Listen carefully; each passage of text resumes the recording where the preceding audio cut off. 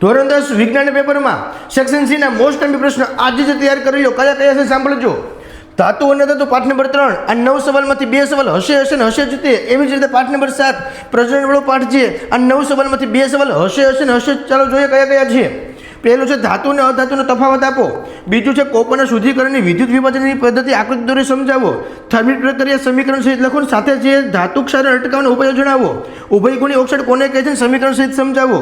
સક્રિયતા શ્રેણીમાં નીચે રહેલી ધાતુનું નિષ્કર્ષણ કેવી રીતે થાય છે તે સમીકરણ સહિત સમજાવો. ભૂંજન અને કેલ્સિનેશન એટલે શું સમીકરણ આપી સમજાવો. વિવિધ ધાતુઓની પાણી સાથેની પ્રક્રિયા સમીકરણ સહિત લખો. આયનીય સંયોજન ગુણધર્મો લખો. અને છેલ્લો સવાલ છે મિશ્ર ધાતુ વિશે ટૂંકનો લખો. આવી જ રીતે પાઠ નંબર 7 માંથી પ્રજનનવાળા પાઠમાંથી 2 સવાલ હશે ને હશે જ. સાંભળો કયા કયા છે. નર પ્રજનન તંત્ર આકૃતિ દોરી સમજાવો. માદા પ્રજનન તંત્ર આકૃતિ દોરી સમજાવો તથા નર અને માદા વચ્ચેનો તફાવત લખો. પુષ્પના આયમ છેદની નામ નિર્દેશન આકૃતિ દોરી સમજાવો. ઋતુચક્ર વિશે સમજાવો. ગર્ભ નિરોધનની વિવિધ પદ્ધતિ જણાવો અને સમજાવો.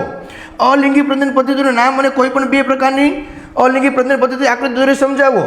તરુણાવસ્થા સમયે છોકરીઓમાં અને છોકરાઓમાં કેવા પરિવર્તન જોવા મળે છે તે લખો.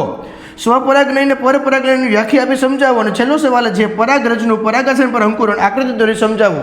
તો વિદ્યાર્થી મિત્રો આટલા સવાલ તમારા મિત્રોને આજે જ તે શેર કરો.